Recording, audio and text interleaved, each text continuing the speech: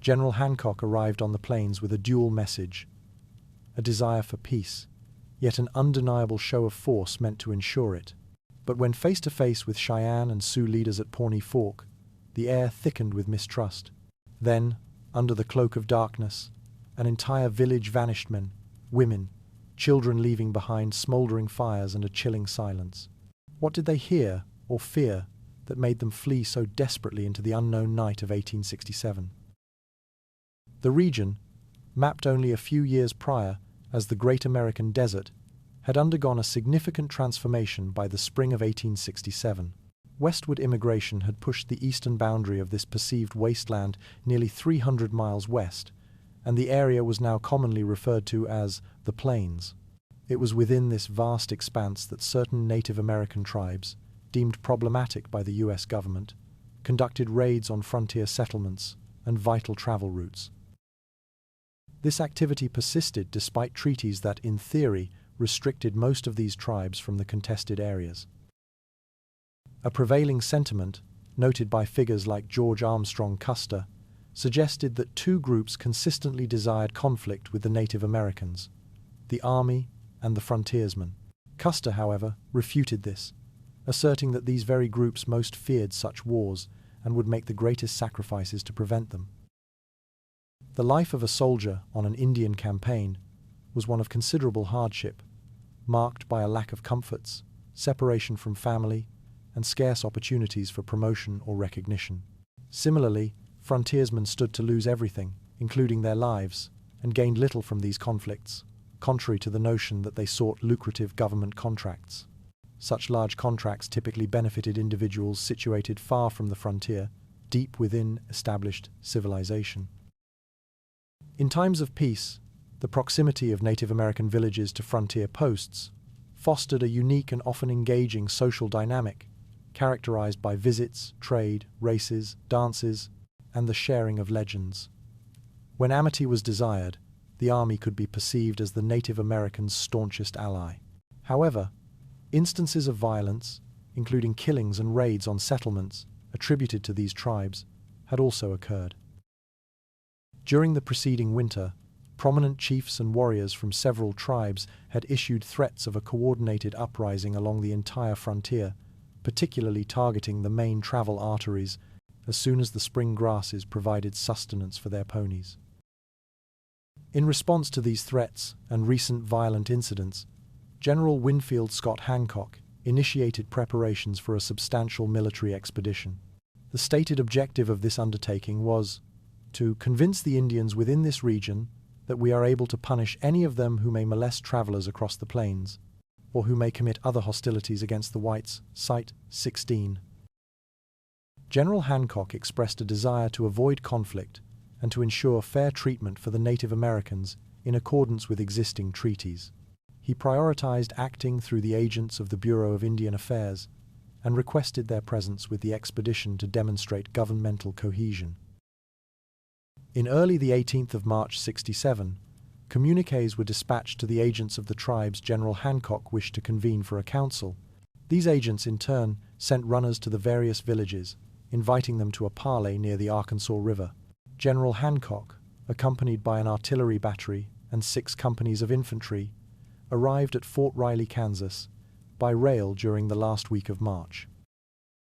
There, his force was augmented by 4 companies of the 7th Cavalry, including Lieutenant Colonel Custer and 1 company of the 37th Infantry. Custer officially joined the expedition at Fort Riley. He would later note that his arrest following this expedition highlighted the difficulties in achieving military distinction during Indian campaigns. The assembled column then marched overland to Fort Larned. Upon arrival, they were joined by the Indian agents for the Comanche and Kiowa tribes. At Fort Larned, they also met with the agents representing the Cheyenne, Arapaho, and Apache tribes.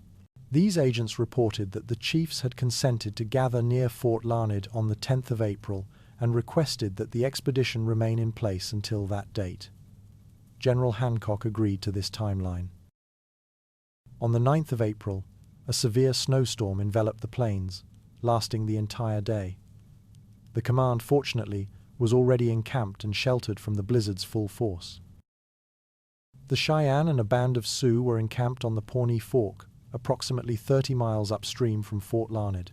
They exhibited a reluctance to approach the military column, nor did they wish the column to advance closer to their village. On the morning of the 11th of April, they sent word that they had commenced their journey towards Hancock's command, but had encountered a large herd of buffalo near their camp and had stopped to hunt. This explanation was met with skepticism. General Hancock resolved to wait one additional day. If the Native American representatives still failed to appear, he would march his command closer to their village and hold the council there. Orders for the march were consequently issued on the evening of the 12th of April. That same evening, 2 chiefs of the Dog Soldiers, a formidable warrior society comprised mainly of Cheyenne, accompanied by about a dozen other warriors, arrived at Hancock's camp. They expressed a desire for a council with General Hancock, a request he granted. A large council fire was ignited in front of the general's tent. The chiefs requested to dine first, by way of preparation. Following their meal and the ceremonial smoking of pipes, the chiefs indicated their readiness to speak. They were introduced to the assembled officers and appeared particularly impressed by the vibrant full-dress uniforms of the artillery officers. General Hancock initiated the council with a speech, articulating that his purpose was not war but the promotion of peace, and clearly stated his future expectations of them. Tall Bull, a Cheyenne chief, responded, but his speech offered little of substance, focusing on the scarcity of buffalo, professing amity towards white people, and alluding to the expectation of gifts.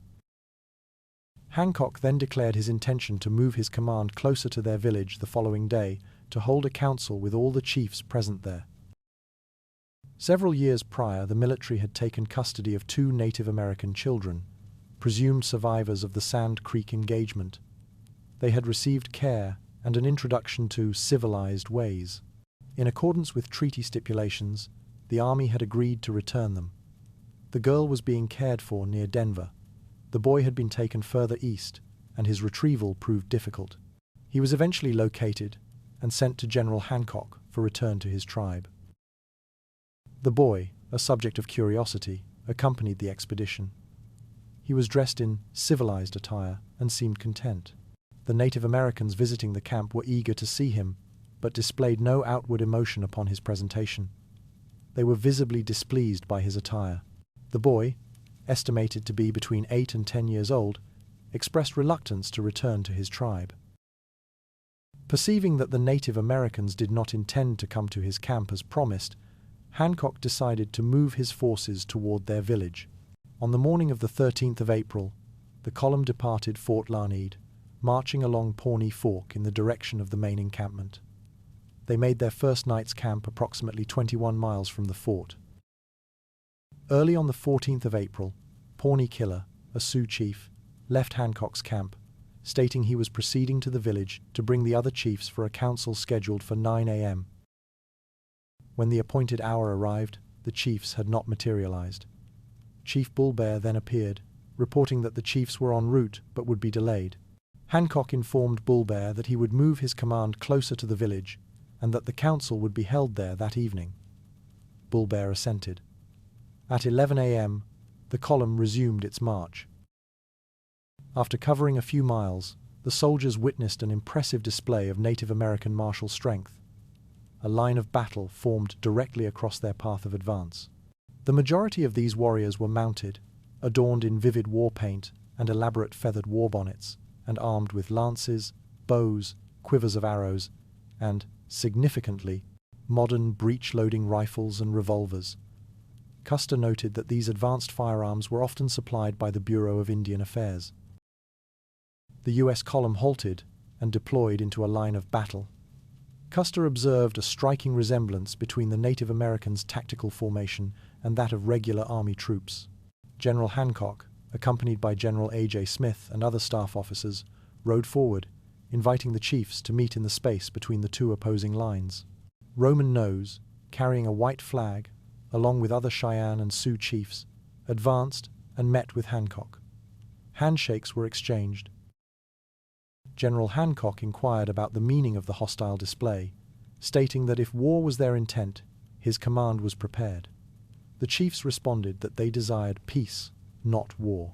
Hancock then announced his decision to continue the march to the immediate vicinity of their village and establish his camp there, assuring them that pickets would be posted to prevent any molestation of their people by his soldiers.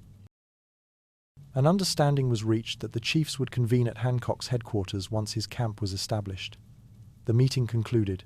The Native American warriors returned to their village, and the U.S. column followed. The U.S. column established its camp near the Native American village on Pawnee Fork. Roman Nose and other chiefs who had met Hancock earlier promised to bring the principal leaders to a council that evening. Uneasy, General Hancock directed Custer to select a small, discreet detachment to move around the village after dark, intending to prevent any attempt by the inhabitants to leave. Scouts and interpreters were ordered to maintain a watch on the village. Ed Gurrier, a mixed-blood Cheyenne serving as an interpreter, was specifically assigned to remain within the village and report every 2 hours. Around 9:30 p.m., Gurrier returned to Hancock's camp. He reported that all the chiefs and warriors were preparing to depart, already dismantling their lodges to use the materials for temporary shelters on the move. Custer was immediately alerted and received orders to have his men saddle up quietly and quickly to surround the village and intercept the fleeing Native Americans. The task was made difficult by the need for stealth. No bugle calls could be used. The cavalrymen saddled their mounts and prepared to move with speed and silence. The night was clear, and a bright moon illuminated the plains, which would aid the troops in deploying around the village. The cavalry formed a cordon around the village, with troopers remaining mounted, carbines at the ready. Custer, accompanied by Gurrier, Dr. Coates, the expedition's surgeon, and Lieutenant Moylan, dismounted and cautiously advanced on foot towards the lodges. The prevailing assumption among the officers was that the villagers were still asleep. Their intent was to get close enough for Gurrier to call out to the village and establish friendly contact. Gurrier hailed the village in the Cheyenne language, but the only response was the barking of dogs. Some members of Custer's small party observed shadowy figures moving amongst the trees. Gurrier called out again, without result. He concluded the villagers were alert and concealed in the darkness. The group decided to advance further to ascertain the situation. They approached the nearest lodges, noting that some were positioned apart from the main village area. Custer and his companions entered several lodges, only to find them deserted. Very few possessions had been taken, indicating a hasty departure.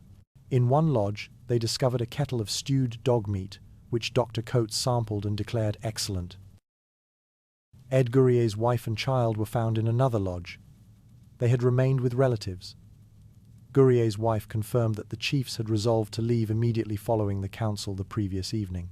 They feared treachery from the soldiers and did not trust their intentions.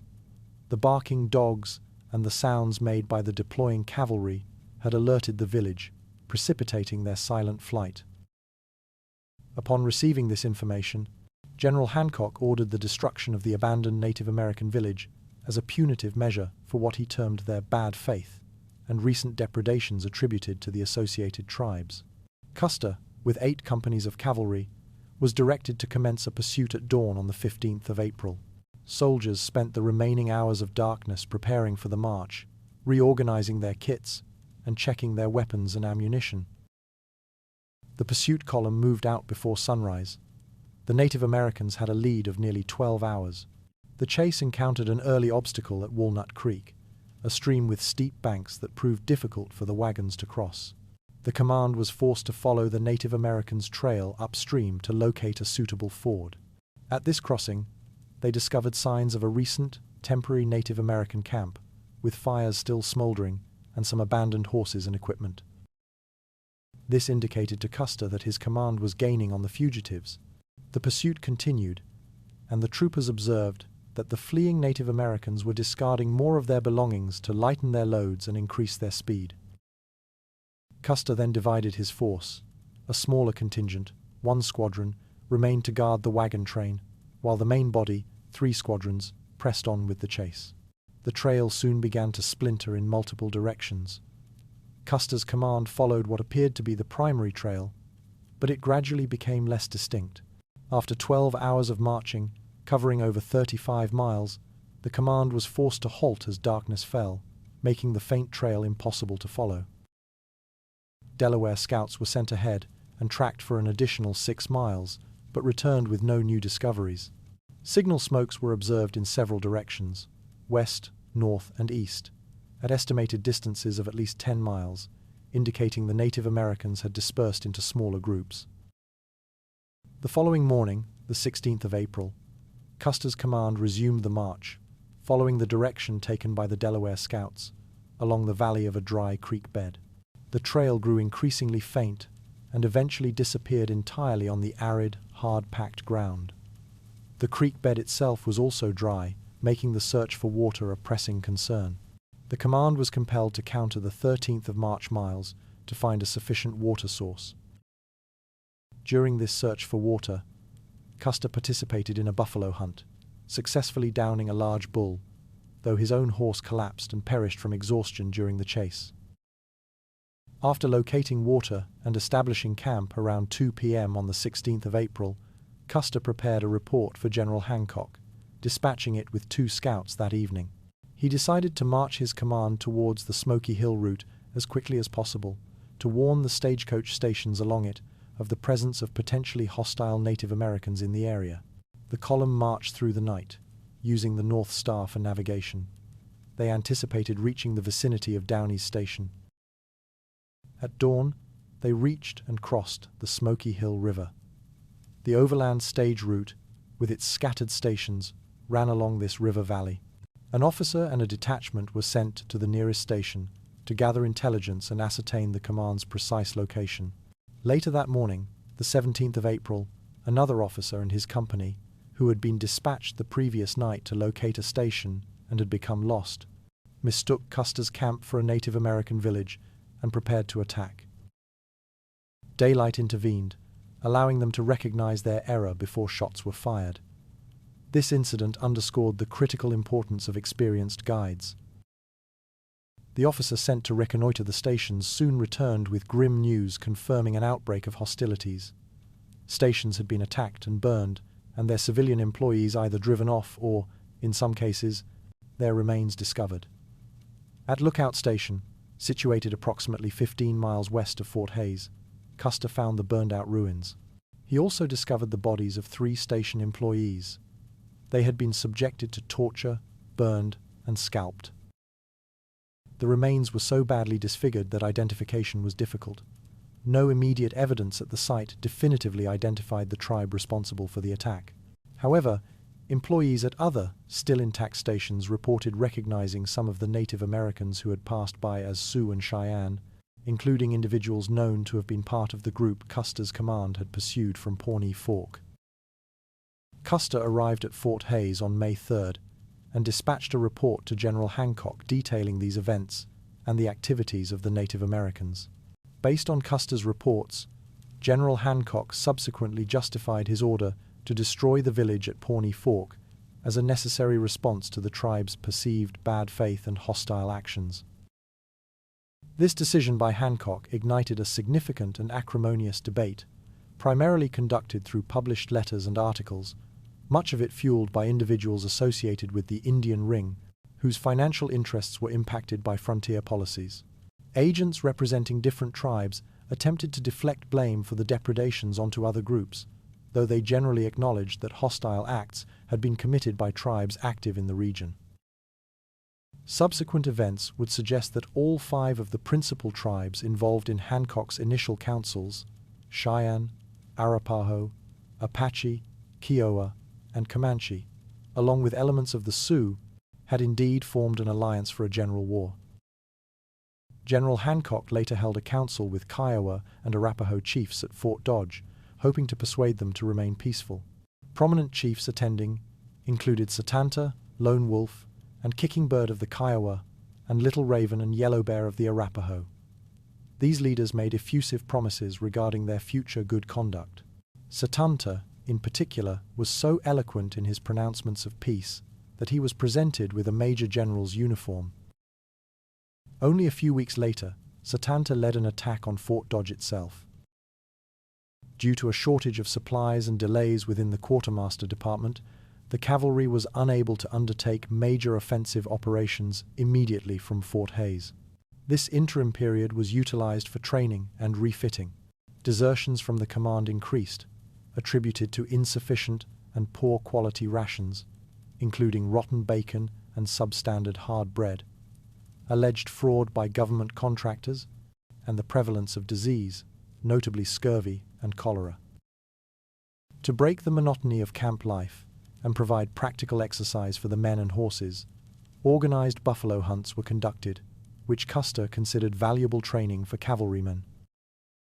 On the 1st of June, Custer departed Fort Hays with a force of approximately 350 men, 20 wagons, his Delaware scouts, and the white guide Will Comstock, also known as Will Cox, to march towards Fort McPherson on the Platte River, a distance of 225 miles. The march to Fort McPherson, Nebraska, commenced on the 1st of June. Custer's plan involved an extensive reconnaissance sweep, initially from Fort Hays to Fort McPherson, then arcing south to the headwaters of the Republican River, returning towards the Platte River near Fort Sedgwick, and finally proceeding to Fort Wallace before marching back to Fort Hays. The entire journey was estimated at approximately 1,000 miles. Prior to his departure from Fort Hays, Custer's wife and a friend visited him at his camp near Big Creek. A few days after the column marched, a sudden, significant flood swept through the valley, nearly inundating the camp and hospital, though all personnel were saved, with the exception of 6 soldiers who drowned. Custer's command navigated to Fort McPherson, encountering difficulties crossing ravines and rugged terrain, which necessitated Comstock's expert guidance. At Fort McPherson, the command resupplied, and Custer communicated with General Sherman via telegraph. Sherman instructed Custer to remain in the vicinity pending his arrival. Custer subsequently moved his camp approximately 12 miles away from the fort. Custer convened a council with Pawnee Killer and several other Sioux chiefs in an attempt to persuade them to maintain peace. Pawnee Killer and the other chiefs attended, offering assurances of peaceful intentions. Custer, however, suspected their true motive was to gather intelligence on his command's plans. Their promises were not kept. General Sherman arrived at Custer's camp.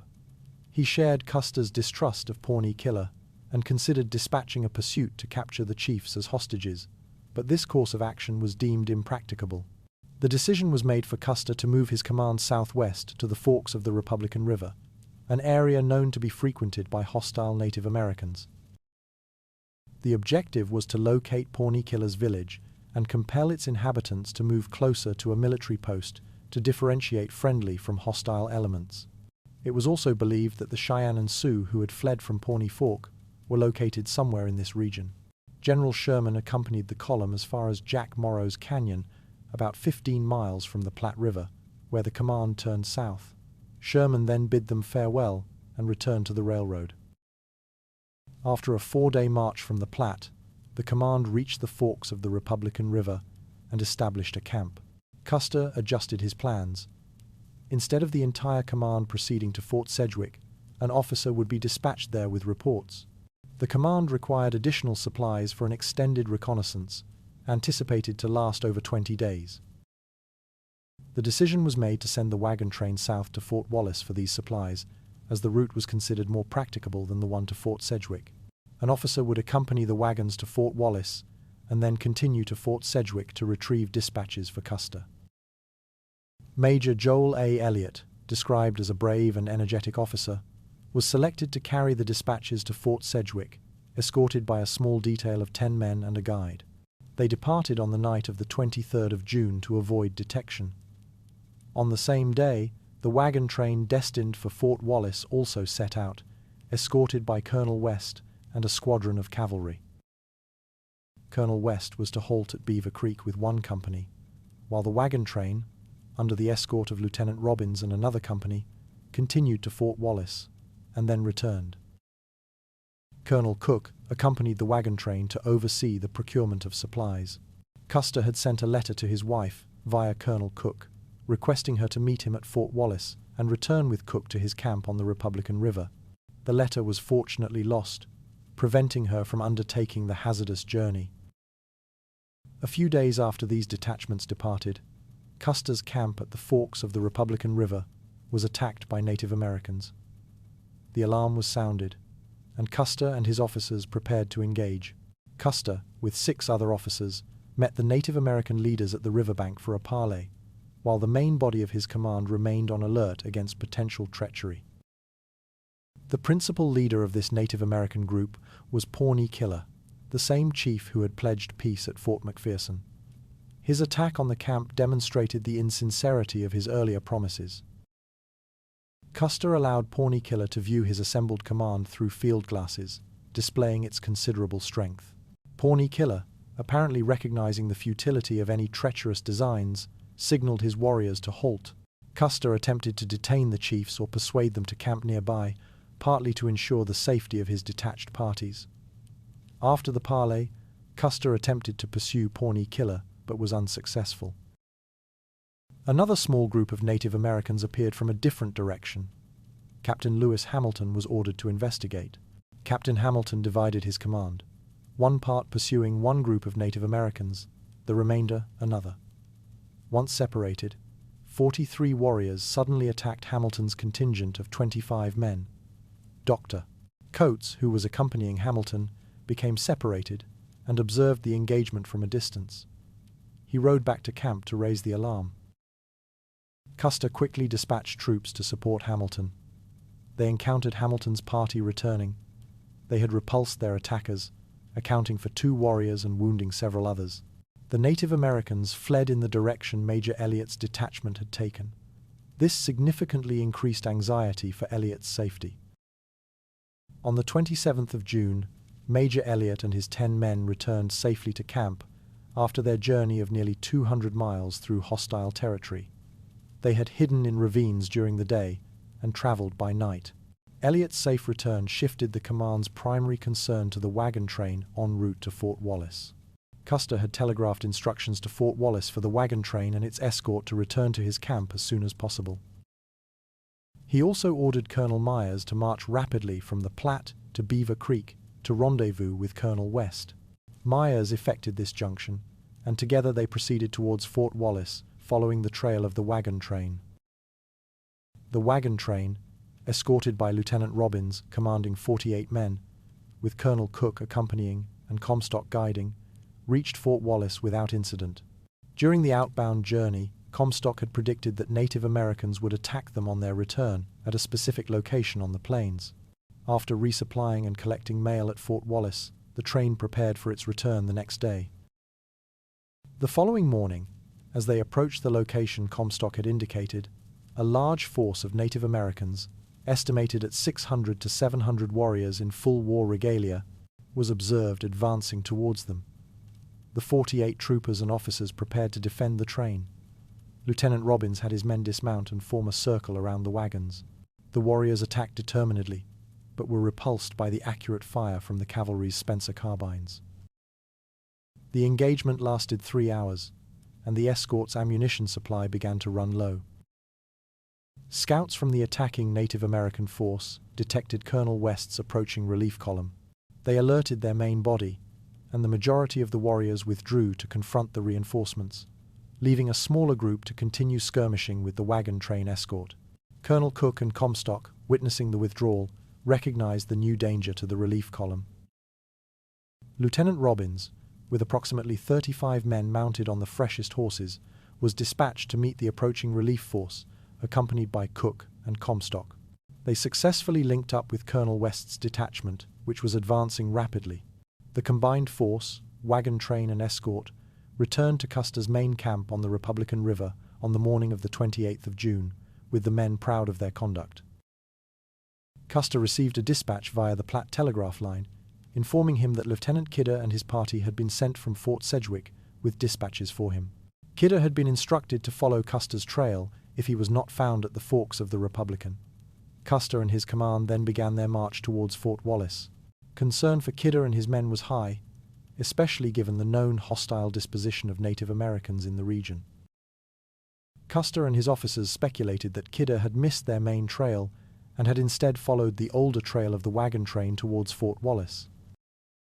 While en route to Fort Wallace, the command discovered the carcass of a white horse with black spots, showing signs that its equipment had been taken and its mane and tail cut off as trophies by Native Americans. Comstock and the Delaware Scouts examined the surrounding area and found further evidence. One of the Delaware Scouts emitted an alarm cry. They had found the bodies of Lieutenant Kidder and his 10 men. The bodies were severely mutilated, scalped, decapitated, limbs severed, and pierced by numerous arrows, ranging from 20 to 50 per man. All clothing and equipment had been removed. Signs indicated that a determined fight had occurred. The remains were interred in a common grave. The column continued its march to Fort Wallace. Upon reaching Fort Wallace, the command learned that Native Americans had attacked the post twice, resulting in casualties on both sides. The fort was effectively under siege, with communication lines cut and a shortage of mail and essential supplies. Conditions at Fort Wallace were dire, provisions were nearly exhausted, and the quality of available rations was poor, including spoiled bacon and very bad hard bread. Cholera had broken out, and fatalities, exacerbated by malnourishment, were occurring daily. Custer decided to lead a detachment of over 100 of his best-mounted men on a 200-mile march to Fort Harker to procure supplies and escort them back.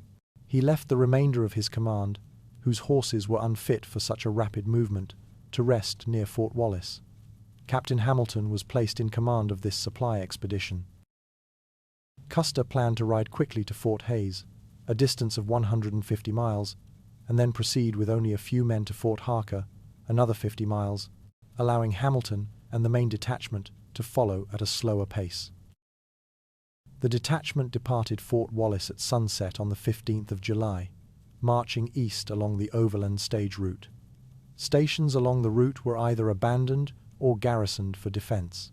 The column was frequently mistaken for hostile Native Americans and fired upon when approaching stations at night. They reached Fort Hays around 3 a.m. on the 18th of July, having covered the 150 miles in 55 hours, a pace considered rapid. Custer left Hamilton's detachment to rest at Fort Hays and continued to Fort Harker with Colonel Cook, his brother, referred to as Colonel Custer, likely Tom Custer, and 2 troopers. They reached Fort Harker, 60 miles distant, in under 12 hours. At Fort Harker, the first telegraph station encountered, Custer sent a dispatch reporting the fate of Kidder's party. He reported directly to General A.J. Smith, the district commander. After making arrangements for the arrival of Hamilton's detachment and the supply train, Custer received permission to travel to Fort Riley, where his family was located. Custer later commented on the ongoing debate regarding the proposed transfer of the Bureau of Indian Affairs from the Department of the Interior to the War Department. He and other military officers supported the transfer, arguing that the Bureau was rife with fraud and corruption perpetrated by agents and traders. Custer cited testimony from Generals Sherman, Grant, and Pope, who favored the transfer and criticized existing policies and agents. He also referenced Colonel E.S. Parker, a Native American, later Commissioner of Indian Affairs, who supported the transfer and was critical of civilian agents and traders. Later in 1867, the Medicine Lodge Council was held with Southern tribes, during which gifts were distributed and agreements regarding reservations were reached. This was portrayed as the beginning of an era of peace, though Custer implied it was a false peace. Custer noted that following the later Washita Campaign, 1868, the Kansas frontier experienced relative peace with fewer Native American attacks. He attributed this improvement to the Washita Campaign and subsequent events. Hancock's 1867 campaign, marked by misunderstanding, broken faith, and escalating violence, profoundly impacted relations on the plains. Its controversial actions and tragic outcomes highlight a difficult chapter in westward expansion, leaving many questions about intent and consequence. What are your thoughts on the decisions made during this campaign? Share your perspective in the comments below, and don't forget to subscribe for more historical analysis.